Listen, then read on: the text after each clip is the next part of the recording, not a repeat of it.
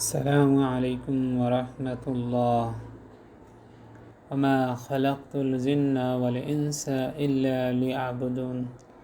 আল্লাহ তাআলা মানুষকে সৃষ্টি করেছেন এবং জিনকে সৃষ্টি করেছেন একমাত্র তার ইবাদতের জন্য। পাপ কাজ করলে 3 ধরনের শাস্তি হয়। একটা হলো ইহকালীন শাস্তি, আর একটা হলো পরকালীন শাস্তি। ইহকালীন শাস্তির মধ্যে একটা হলো নগদ শাস্তি, আর একটা হলো ধীরে ধীরে বা পরবর্তীতে শাস্তি পেয়ে থাকে। ইহকালীন বা পৃথিবীর যে শাস্তিগুলো মানুষ পেয়ে থাকে পাপের কারণে, তা হলো 1, চেহারার লাবণ্যতা কমে যায়। 2, স্মৃতিশক্তি কমে যায়। 3, তার রিজিক থেকে বরকত উঠে যায়, অর্থাৎ রিজিক কমে যায়। রোগ ব্যাধি বেড়ে যায়, বড় বড় কঠিন রোগে আক্রান্ত হয়, যেগুলো থেকে আর পরিত্রাণ মেলে না। 5, জ্ঞান বুদ্ধি লোপ পায়, পাপের ফলে মানুষের হিতাহিত জ্ঞান হারিয়ে ফেলে। 6, ডিপ্রেশন বা হতাশা বেড়ে যায়। যখনই মানুষ পাপ করে তখন তার মধ্যে এক ধরনের হতাশা বা ডিপ্রেশন কাজ করে। 7, লজ্জা শরম কমে যায়। যারা নিয়মিত পাপ কাজে লিপ্ত থাকে তাদের লজ্জা শরম কমে যায়, আর লজ্জা এবং শরম হলো ঈমানের একটা অংশ। 8, নেক কাজে অনীহা জন্মায়।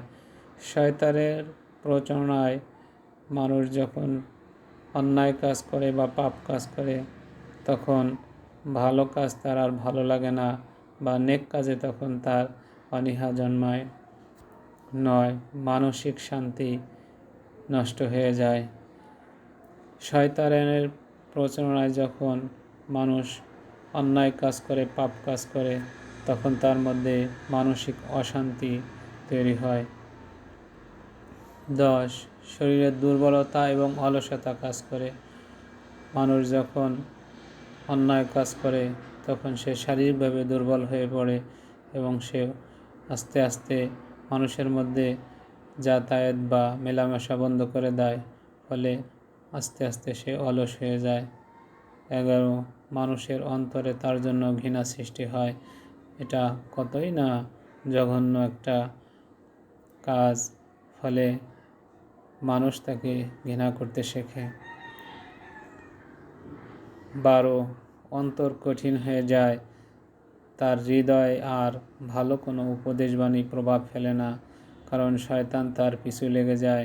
শয়তান তাকে প্ররোচনা দিতে থাকে যে ভালো কাজ করে কী হবে, খারাপ কাজ করতে থাকো এবং এতে তুমি মজা পাবে, তোমার সুনাম চারদিকে ছড়িয়ে যাবে। আসলে অন্যায় কাজ বা পাপ কাজের মধ্যে কোনো কল্যাণ নেই, সমস্ত অকল্যাণ রয়েছে পাপ কাজের মধ্যে।